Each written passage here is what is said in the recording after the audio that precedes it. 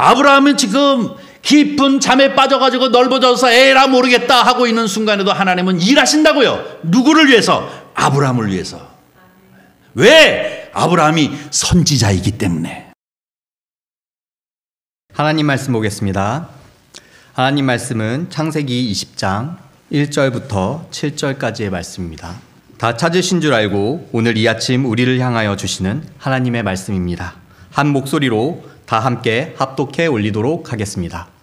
아브라함이 거기서 네게브 땅으로 옮겨가 가데스와 술 사이 글 아래 거류하며 그의 아내 사라를 자기 누이라 하였으므로 그랄 왕 아비멜렉이 사람을 보내어 사라를 데려갔더니 그 밤에 하나님이 아비멜렉에게 현몽하시고 그에게 이르시되 내가 데려간 이 여인으로 말미암아 내가 죽으리니 그는 남편이 있는 여자임이라. 여기 그 여인을 가까이 하지 아니하였으므로 그가 대답하되 주여 주께서 의로운 백성도 멸하시나이까. 그가 나에게 이는 내 누이라고 하지 아니하였나이까. 그 여인도 그는 내 오랍이라 하였사오니 나는 온전한 마음과 깨끗한 손으로 이렇게 하였나이다. 하나님이 꿈에 또 그에게 이르시되 내가 온전한 마음으로 이렇게 한 줄을 나도 알았으므로 너를 막아 내게 범죄하지 아니하게 하였나니 여인에게 가까이 하지 못하게 함이 이 때문이라. 이제 그 사람의 아내를 돌려보내라. 그는 선지자라. 그가 너를 위하여 기도하리니 내가 살려니와 내가 돌려보내지 아니하면 너와 내게 속한 자가 다 반드시 죽을 줄 알지니라. 아멘. 오늘 이 본문 말씀 창세기 20장 1절부터 17절까지 말씀, 이 귀하고 귀한 말씀을 이해하기 위해서 우리 앞에서부터 조금 나가보려고 합니다. 이제 복습을 하려고 하는데요. 할례의 표징을 받은 아브라함이 신앙적 분기점을 갖게 되어집니다. 터닝 포인트죠. 여태까지는 하나님께서 또 간섭하시고 그리고 또 권면하시고 찾아와 주시고 하는 이런 과정을 통해서 아브라함이 이 갈대아 우르에서부터 하나님의 선택을 입어가지고 믿음이 조금씩 자라게 되어집니다. 급기야는 하나님께서 하시는 말씀이 뭐냐면 너희는 일례 할례를 받으라. 이것은 하나님과 아브라함 사이에 맺은 언약의 표징이니라. 도장이라는 얘기입니다. 이제 언약했다. 이제 확실하게 파기할 수 없는 언약을 이제 맺었다라고 하는 표징으로 너희는 할례를 행하라 라고 하시는 하나님의 이 말씀을 따라서 아브라함과 아브라함의 가족이 모든 남자들은 다 할례를 행했습니다. 이것은 하나님과 우리 사이에 이제 맺은 언약이다. 그런 이제 표징 때문에 그렇게 행했습니다. 그러면서 확신이 생겼습니다. 자신감이 생겼습니다. 아, 하나님과 나 사이에는 이제 맺은 언약이 있지라는 생각을 갖게 되어져서 이제 그가 신앙적 분기점을 맞게 되어집니다.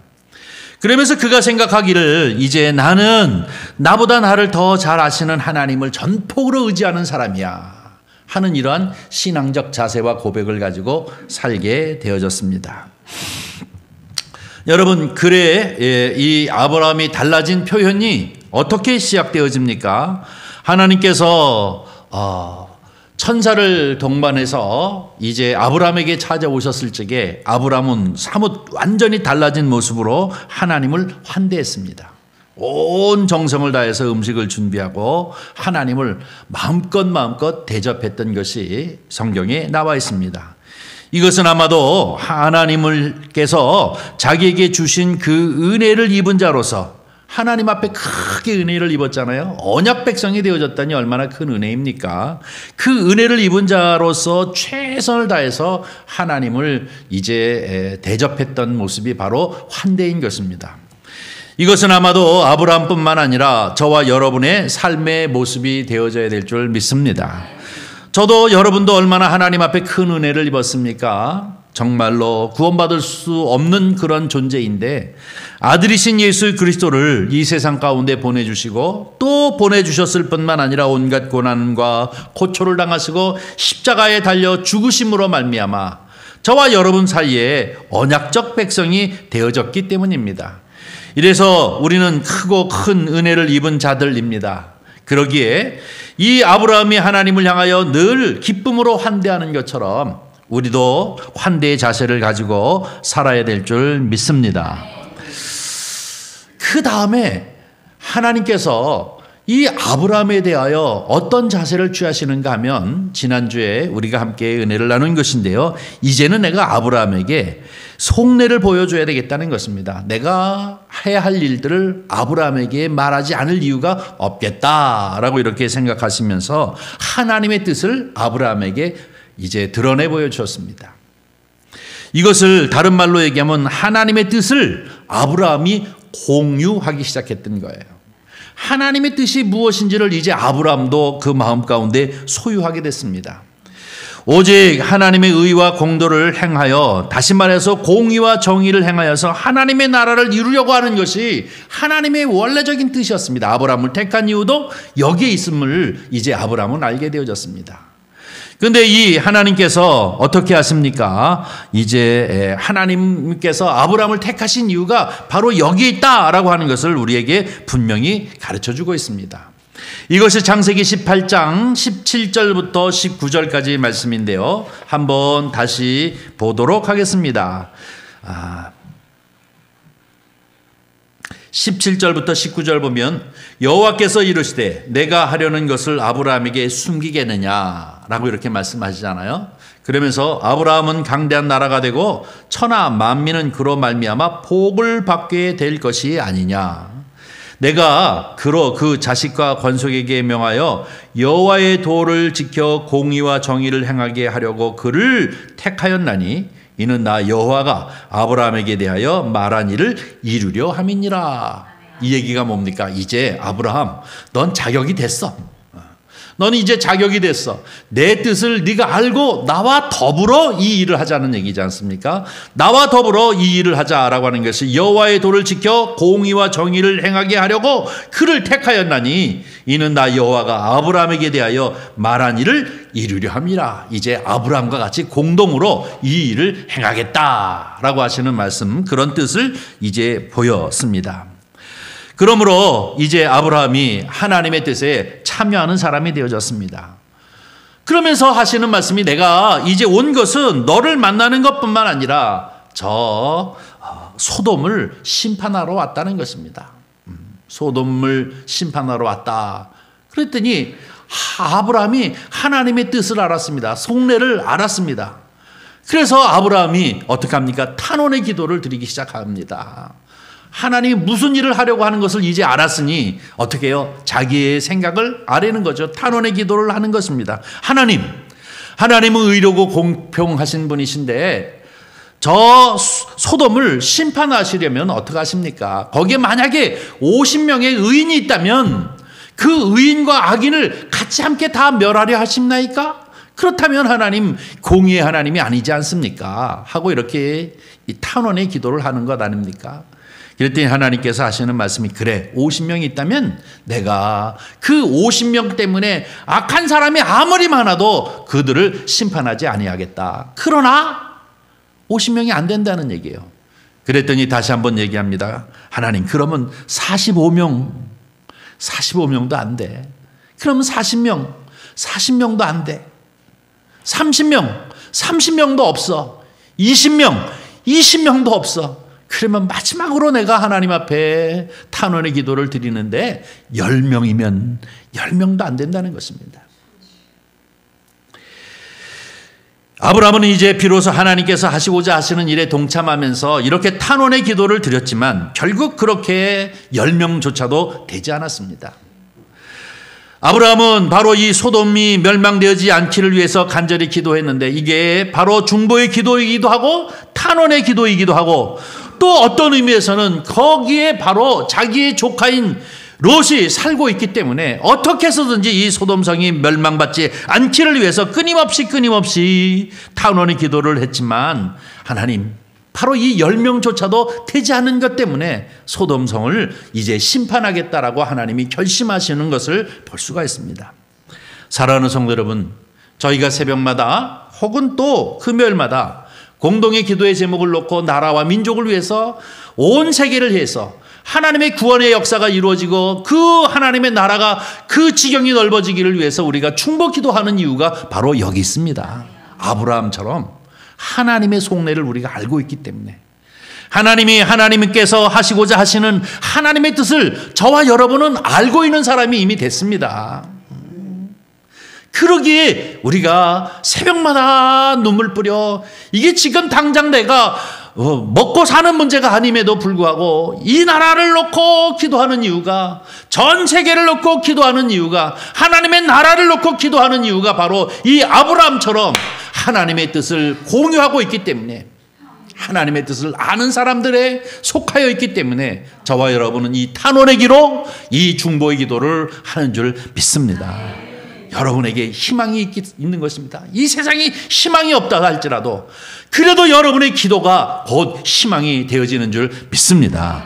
저와 여러분은 이러한 사명감을 가지고 우리가 탄원의 기도, 중보의 기도를 할 때 지금 당장 나와의 문제가 나에게 이익이 되느냐 안 되는 그런 문제가 아니라 적어도 하나님의 뜻이 무엇인지를 알기 때문에, 하나님의 이루고자 하시는 계획이 무엇인지를 알기 때문에 우리가 시간을 내어 땀 흘려가며 주님 앞에 기도하는 이유가 이것인 줄 알고 세계를 가슴에 품고 또 이 나라 이 민족을 가슴에 품고 이 세상이 절망을 향하여 치닫는 것이 너무나도 안타까움을 가슴에 품고 주여 의인 50명 아니 의인 45명 이렇게 간절함으로 기도하시는 저와 여러분이 되기를 주님의 이름으로 간절히 축원합니다.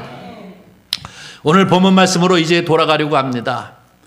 그 이후에 이 소돔성이 하나님 앞에 멸망을 받았고, 그리고 또 이제 그들이 어떻게 살았는가 하는 것은 앞에 19장에 나타나 있는데, 이것은 아브라함과는 조금 먼 것이기 때문에 조금 그것을 지나쳐서 이제 아브라함의 이야기로 다시 돌아가려고 합니다. 이 아브라함은 20장 1절서부터 7절 말씀을 보니까 또 한 번 이제 그 실수를 처음이 아니라 반복해서 실수하는 모습이 오늘 본문 말씀에 나타나 있습니다. 이 반복적으로 실수하는 이 아브라함을 가만히 보면 이 사람은 영적으로 교만함에 빠져 있구나 하는 생각을 하게 되어집니다.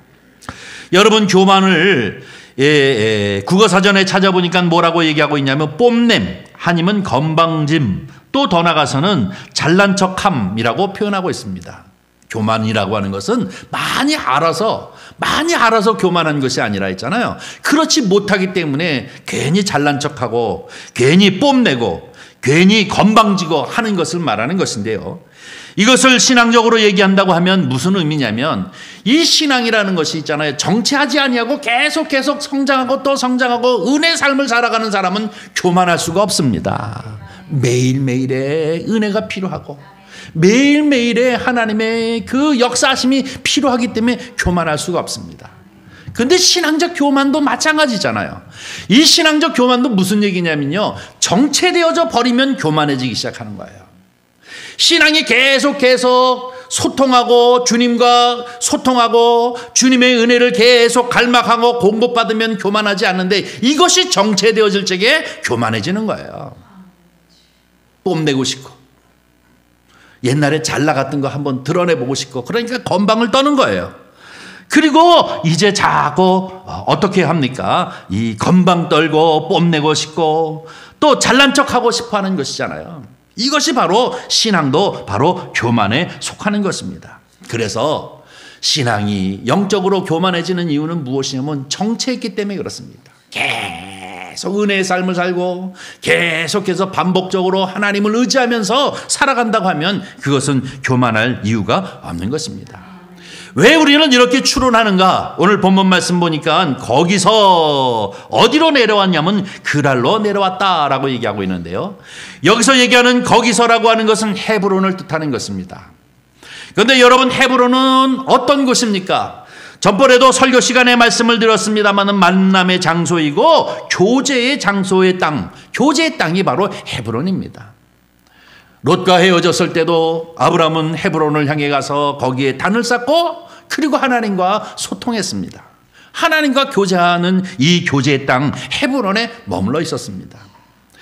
그런데 아브라함은 이제 오늘 본문 말씀을 보니까 거기서 떠나 그랄을 향해 갔다는 것입니다. 이 그랄이라고 하는 것은 네게브라는 것은 히브리어로 남방이라는 거예요. 남쪽을 뜻하는 것인데 이 남방의 그랄 땅에 갔다라고 하는 것은 이 그랄이라고 하는 것은 블레셋 땅을 말하고 있습니다.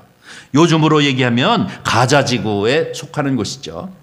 이쪽으로 내려갔다는 것입니다. 상황이 어떠하든지 그는 목축업을 하는 사람이기 때문에 아마 이 목축하기에 좋은 땅을 향해서 내려갔으리라고 생각이 되어집니다. 거기서 누구를 만나느냐 하면 아비멜렉을 만나는데요. 이 아비멜렉이라는 것이 사람 이름이 아니라 왕이라는 뜻입니다. 왕. 여러분 그 이집트의 왕을 파라오라고 얘기하지 않습니까? 이것은 이집트 사람의 표현으로 왕이라는 뜻인 것처럼 아비멜렉은 사람의 이름이 아니라 왕. 어디의 왕? 블레셋 왕이라는 것입니다. 이 블레셋 왕을 만나는데 문제는 무엇이냐면 이 블레셋 왕을 만나면서 2절 말씀을 보니까 어떻게 불안해하는 거예요.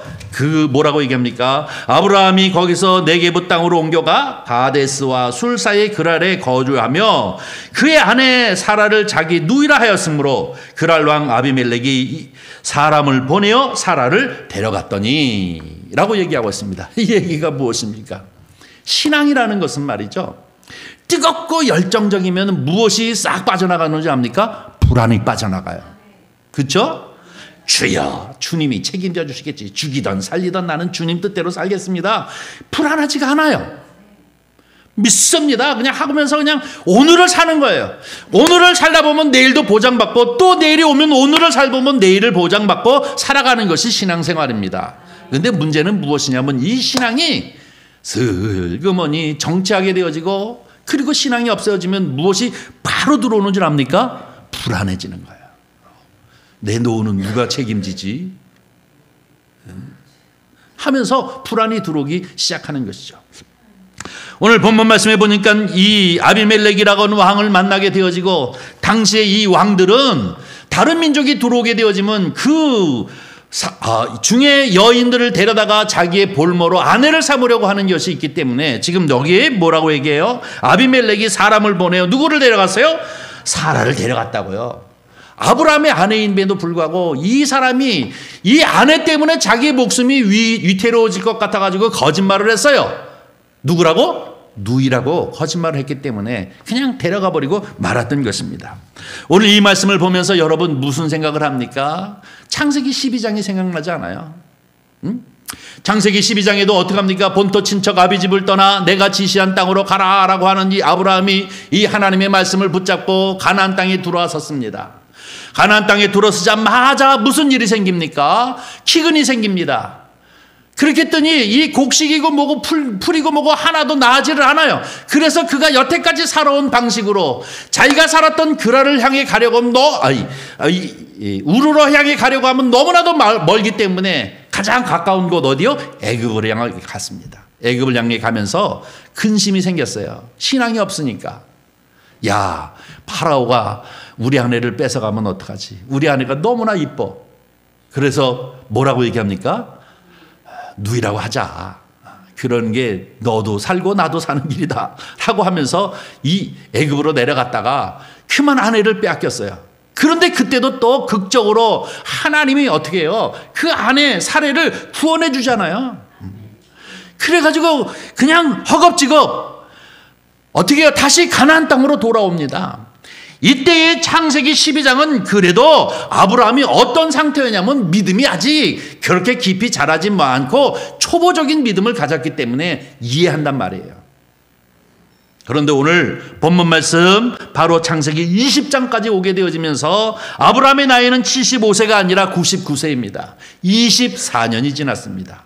하나님을 경험할 것 많이 경험하고 하나님께서 역사하시는 기회들도 여러 번 봤습니다. 하나님이 찾아오셔서 내가 너와 함께 하겠다. 나는 너의 방패다. 나는 너의 상급이다. 이런 말씀도 듣고 그러면서 신앙이 계속 섰음에도 불구하고 또 24년 뒤에 오늘도 이 그랄 땅 아비멜렉을 만나고 날 때에 그는 마음 가운데 불안해지면서 어떻게 또 다시 반복적으로 실수를 똑같이 하게 됩니다.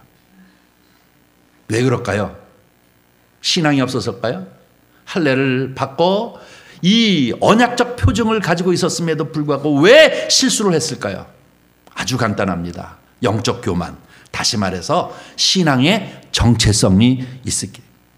신앙에 정체되어졌습니다. 그러므로 말미암아 그는 나약해지고 또 해이해져 버리고 말한 것입니다. 뜨겁게 이 헤브론에 있어 하나님과 같이 교제하듯이 이 그랄 땅에 와서도 하나님과 교제하는 이 뜨거움과 열정을 가지고 있었다면 그깟 문제가 되어지지 아니하고 주여 하나님 믿습니다 라고 이렇게 할 터인데, 이 신앙이 정체되어져 버리고 마니까 나태해지고 아주 나태해져 버리고 많은 그런 상태가 되니까 어떻게 해요? 마음에 불안감이 들어오게 되어지고, 그리고 나니까 어떻게 되어집니까? 또 다시 자기 아내를 누이라고 속이는 입장에 서게 되어지는 것입니다. 여러분, 성경을 보면 이해할 수 없는 이런 일들이 참 많이 있어요. 여러분이 잘 알고 있는 다윗 왕도 마찬가지입니다. 다윗 왕은 하나님 앞에 내 마음에 합당한 사람이라고 하면서 엄청나게 많은 하나님이 함께 하시는 축복을 누렸습니다. 그러나 그럼에도 불구하고 다윗의 인생에 있어서 최고의 절정기에 그만 해이에 빠져버리고 말지 않습니까? 신앙이 정체해버리는 거예요. 하나님과 소통하는 삶을 계속 살았어야 하는데 그저 이 해이함에 빠지게 되어지니까 대낮에 낮잠 자고 일어났다가 어떻게 해요? 한 여인이 목욕하는 것이 눈에 들어오게 되어지고, 그래서 우리아의 아내, 자기의 충성스러운 군인, 자기의 부하의 아내를 갖다가 그저 뺏어버리는 이 밧세바를 범하는 죄를 범치 않습니까? 이게 무엇입니까? 영적인 교만이에요. 정체되어졌기 때문에 괜히 뽐내버리는, 건방져져버리는 이러한 상황으로 빠져들어서 결국 죄를 짓고 마는 것이죠. 솔로몬도 마찬가지입니다. 솔로몬도 자기의 인생에 있어서 20년 동안을 놀라운 사역을 감당했습니다. 그는 자기의 궁을 짓는 것과 그리고 성전을 짓는 일에 20년이 걸렸습니다. 그래서 아름답게 궁전을 짓고 그리고 하나님의 전을 갖다가 온 세상에 좋은 것들을 다 동원해서 화려하고 아름답게 성전을 쳤습니다. 그런데 그 이후가 문제예요. 계속 하나님과 소통하고 성장하는 그러한 상태에 계속 갔어야 하는데 그도 해이에 빠지고 마는 것입니다. 그것이 바로 그에게 있어서 영적 교만이 되고, 자기가 그렇게 화려하게 졌던 이 여호와의 전인 성전 건너편 쪽에다가 속삭이는 자기 이방 아내들의 이야기를 듣고 우상 제단을 만들어버리고 말지 않습니까? 이게 신앙의 가장 나태한 내 문제가 되어지는 것입니다. 하나님과 같이 공유함을 가지고 있었던 이 아브라함이 탄원의 기도를 드렸던 그가 해이함에 빠지게 되어지니까 이렇게 불안이 들어오게 되어지고, 그러고 나니까 결국은 수단을 쓰게 되어져서 거짓을 이제 얘기하게 되어지고 자기 누이라 하고 이렇게 해가지고 결국은 이것을 모면해보려는 결과를 맞게 되어지는 것입니다. 그런데 여기서 우리가 생각해야 할 것이 있습니다. 우리도 마찬가지라는 거예요. 우리의 신앙도, 우리의 신앙생활도 여기서 아브라함만 들여다보면 안 돼요. 여기서 다윗과 솔로몬만 들여다보면 안 돼요. 나는 어떠한가? 라는 것을 우리는 봐야 할 것입니다. 오늘날 우리의 신앙생활도 마찬가지입니다. 예수 그리스도를 믿는 믿음 안에서 신앙생활을 하던 것이 10년이 됐던 20년이 30년이 됐던 40년이 됐던 이 연대가 그렇게 중요한 것이 아닙니다. 중요하죠. 그런데 문제는 무엇이냐면 40년이 되던 30년이 되던 20년이 되건 지금 오늘 하나님과 나 사이에 계속 소통하고 있는, 미래를 향하여 가는 정체하지 아니하는 신앙을 갖고 있느냐 하는 것이 문제입니다. 우리가 이미 예수 그리스도를 믿은 지 30년 관록할 만한 이러한 정도의 경력을 가지고 있음에도 불구하고 이미 우리의 신앙은 정체해버린 영적 교만에 빠졌다면 우리는 자꾸 폼내요. 폼 잡으려고 그래요. 건방을 떨어요. 사실은 내 안에 불안이 들어와 있음에도 불구하고 아닌 척 그런 척 하면서 이렇게 영적 교만에 빠지고 만다는 것입니다. 그래서 결국은 어떻게 합니까? 넘어지고 쓰러져 버리고 많은 결과를 맞게 되어지는 것입니다. 사랑하는 성도 여러분, 저와 여러분 끊임없이 믿음이 없을 때는 믿음이 없어서 넘어지고 또 더 나가서 믿음이 있으면 또 이 믿음이 결국 정체하게 되어짐으로 말미암아 교만에 빠져서 스스로 해이해지고 나태해져 가지고 쓰러지는 경우가 있지 않습니까? 사람들 앞에서는 그럴듯하게, 그리고 나 자신에게서는 마치 그럴듯하게 얘기하고 있지만 사실은 우리 내면에 불신앙적인 자세이기 때문에 불안이 들어와 가지고 어찌할 바를 모르는 무기력에 빠져 있지 않습니까? 이것이 바로 스스로 교만에 빠지는 것입니다. 사랑하는 성도 여러분, 오늘 우리는 이 본문 말씀, 아브라함이 또다시 반복적으로 두 번째 실수를 하는 이 영적 교만에 빠지는 것처럼 저와 여러분도 이렇게 정체되어져서 이 헤브론을 떠나 그랄 땅으로 감으로 말미암아 하나님과 나 사이의 정체로 인하여서 결국 신앙적인 교만에 빠져가지고 결국 두 번째 실수를 다시 반복하는 것과 같은 이런 삶을 사는 것이 아니라 주님과 언제나 소통하면서 주님이 공급하시는 은혜를 가지고 매일매일 감사하면서 매일매일 하나님 앞에 모든 것을 맡기고 주의 인도하심을 따라 살아가시는 저와 여러분이 되기를 주의 이름으로 간절히 축원합니다. 신비한 체험은 하지 못했을지라도 또 성령을 통하여서 능력을 받아가지고 무언가 그럴듯하게 보이는 그런 능력이 없다 할지라도 우리는 변함없이 우리의 인생을 오직 한 길을 향하여 예수 그리스도만을 의지하면서 그분과 같이 동행하는 삶을 살아가는 사람이 가장 위대한 믿음의 삶을 살아가는 사람인 줄 믿습니다. 오늘 본문 말씀에 우리가 두 번째로 생각해야 할 것이 무엇이냐면 그럼에도 불구하고 하나님은 일하신다는 거예요. 누구를 위해? 아브라함을 위해서 일하시는 거예요. 그것을 보여주는 것이 오늘 본문 말씀 3절서부터 7절까지 말씀입니다. 한번 읽어볼까요? 3절부터 읽습니다. 그 밤에 하나님이 아비멜렉에게 현몽하시고 그에게 이르시되 내가 데려간 이 여인으로 말미암아 내가 죽으리니 그는 남편이 있는 여자임이라. 아비멜렉이 그 여인을 가까이 하지 아니하였으므로 그가 대답하되 주여 주께서 의로운 백성도 멸하시나이까. 그가 나에게 이는 내 누이라고 하지 아니하였나이까. 그 여인도 그는 내 오라비라 하였사오니 나는 온전한 마음과 깨끗한 손으로 이렇게 하였나이다. 하나님이 꿈에 또 그에게 이르시되 내가 온전한 마음으로 이렇게 한 줄을 나도 알았으므로 너를 막아 내가 범죄하지 아니하게 하였나니 여인에게 가까이 하지 못하게 함이 이 때문이라. 이제 그 사람의 아내를 돌려보내라. 그는 선지자라. 그가 너를 위하여 기도하리니 내가 살려니와 내가 돌려보내지 아니하면 너와 내게 속한 자가 다 반드시 죽을 줄 알지니라. 아멘. 우리가 찬양을 부를 때요, 금요일날 찬양을 부를 때 지금도 우리를 위해 일하시는 주님을 향하여 찬양합니다. 근데 여러분, 지금 이 순간에도 나를 위해 일하시는 하나님을 찬양하는데 이게 실제적으로 팍 와닿지가 않아요. 그런데 오늘 본문 말씀 보니까 와닿아요. 보세요. 3절서부터 7절까지 지금 계속 아비멜렉과 누가 얘기하고 있어요? 아브라함이 얘기합니까? 누가 얘기합니까? 여호와 하나님이 아비멜렉과 얘기하는데 지금 이 문장의 이 주어는 누굽니까? 하나님이에요. 하나님. 아브라함이 지금 일하는 것이 아니에요. 아브라함은 깊이 널브러져서 깊은 잠에 빠져 있는데 이 빠져 있는 아브라함이 빠져 있는 순간 아브라함을 위해서 지금 누가 일하고 계세요? 하나님이 일하고 계시잖아요. 하나님께서 아비멜렉을 찾아가지고 야, 그 여인 빨리 보내. 깜짝 놀래가지고 나는 정말로 죄 없습니다. 나는 손끝 하나 건들지 않았습니다. 그래, 내가 알아. 그래서 내가 그걸 막은 거야. 어? 누가 일하고 계셔요? 하나님이 일하고 계시잖아요. 그러면서 그 일하시는 하나님이 뭐라고 얘기하시냐면 내가 이 때문에 너를 막은 거야 하고 얘기하는데요. 어떤 때문에요? 6절 보겠습니다.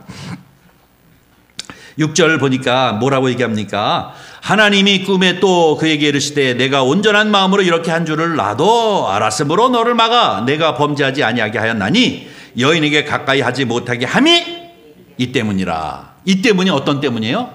7절 이제 그 사람의 아내를 돌려보내라. 그는 선지자이기 때문이에요.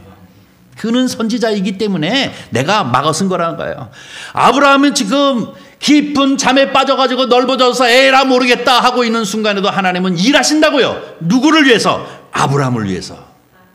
왜? 아브라함이 선지자이기 때문에. 그런데 여러분, 이 선지자라고 하는 의미가 무엇입니까? 선지자, 우리는 이 구약 뒷부분에 있는 것을 선지서라고 얘기하는데 이 선지자들이 많이 있지 않습니까? 이 선지자들 다른 말로 예언자라고도 얘기하고 있는데요. 우리 한국적 개념에서 이 예언자 그러면 미래를 예측하는 사람, 미래를 보는 사람 이렇게 생각하잖아요. 그래서 예언자 그러면 그 사람 앞에 가지고 내가 동태찌개 장사를 할까요? 명태찌개 장사를 할까요? 뭐 복채 주면서 물어보잖아요.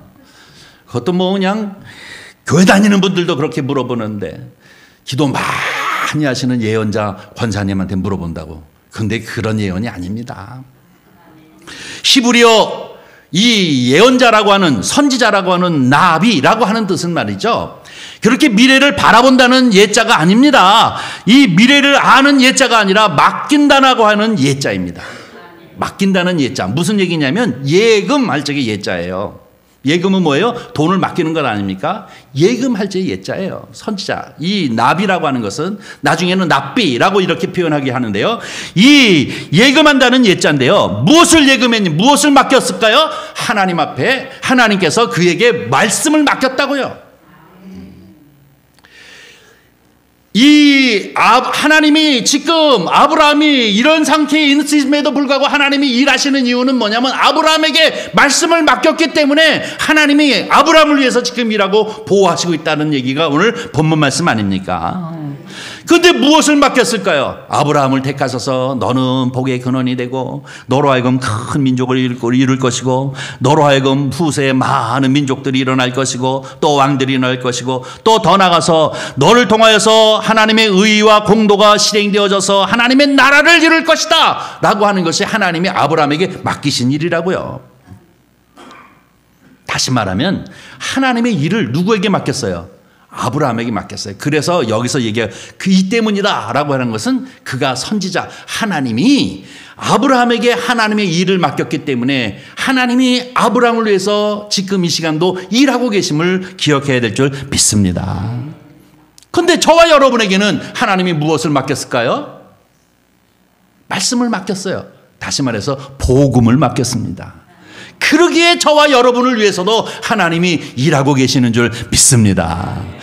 이 때문이라 그가 선지자이기 때문이다. 이 때문이라 저와 여러분은 하나님이 우리에게 맡기신 이 복음이 있기에 예수 그리스도를 통하여 하나님의 나라를 이루시는 하나님의 놀라운 역사인 이 복음의 능력을 저와 여러분에게 맡겼기 때문에 우리로 하여금 하나님께서 이 일들을 잘 감당할 수 있도록 우리가 잠을 잘 때 우리가 쉴 때 하나님은 도리어 우리를 위하여 일하시는 줄 믿습니다. 이것이 오늘 본문 말씀의 가장 핵심적인 것입니다. 창세기 21장 1절 2절 말씀을 한번 보겠습니다. 네, 창세기 보겠습니다.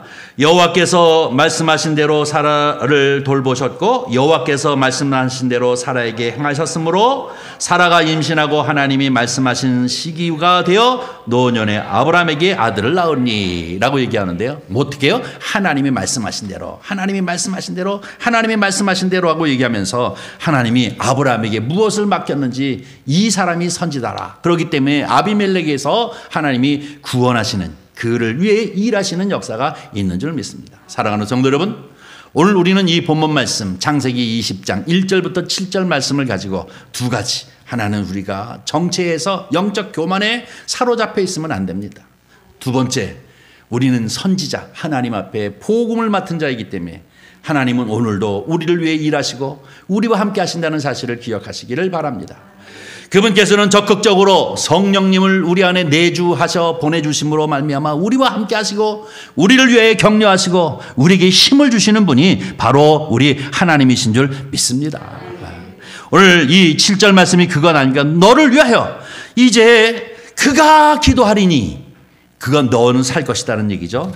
이제 그 사람이 아내를 돌려보내라. 그는 선지자라. 그가 너를 위하여 기도하리니 내가 사려니와 내가 돌려보니 아지 아니하면 너와 내게 속한 자가 다 반드시 죽을 줄 알지니라.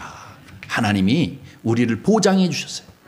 기도하면 너가 살 것이고 그를 돌려보내지 아니하면 너는 다 모든 권속이 죽을 것이다 라고 하시는 말씀을 우리에게 부여해 주신 줄 믿습니다. 사랑하는 성도 여러분, 저와 여러분을 우리에게 허락하여 주신 이 사역을 감당하기 위해서 오늘도 지키시고 보호하시고 우리를 인도하시고 우리를 축복해 주시고 우리와 함께 해 주시는 성령님이 있는 줄 믿습니다. 우리가 말로만 주께서 일하시네 주께서 일하시네 나를 위해 주께서 일하시네 하는 이 찬양이 그냥 말로만이 아니라 진정으로 우리가 맡은 선지자이기 때문에, 다시 말해서 복음을 맡은 자이기 때문에, 하나님의 일에 공유하고 동참하는 자들이기 때문에 저와 여러분을 보호하시고 저와 여러분과 함께 하시는 하나님의 놀라운 은혜가 있음을 기억하시고 주님 앞에 늘 충성하고 주님 앞에 늘 소통하고 은혜를 덧입는 저와 여러분이 되어지기를 주의 이름으로 간절히 축원합니다. 기도하겠습니다. 자비로우신 아버지 하나님, 주님의 은혜와 사랑을 감사합니다. 오늘도 이렇게 귀하고 귀한 주일 아침 주님 존전 가운데 나와 하나님 앞에 우리의 모두를 고백하고 드릴 뿐만 아니라 우리를 향하여 주시는 하나님의 말씀 앞에 아멘 아멘 화답할 수 있도록 은총을 베푸심을 진심으로 감사를 드립니다. 우리의 현 주소가 어떠한지, 우리의 사명이 어떠한지, 우리가 어떻게 살아야 할 것인지를 말씀을 통하여 늘 깨닫게 하여 주시옵시고, 아브라함을 통하여 하나님의 뜻을 계시하신 것처럼 그 말씀이 나와 어떤 관계가 있는지를 깨닫고 오직 주님께서 우리를 어떻게 대우하시며 어떻게 복을 허락하시며 어떻게 우리와 함께 하시는가를 기억하며 주께 영광을 돌리는 저희들이 되어지도록 축복하여 주시옵소서. 우리 구주 예수님의 이름으로 기도하옵나이다. 아멘.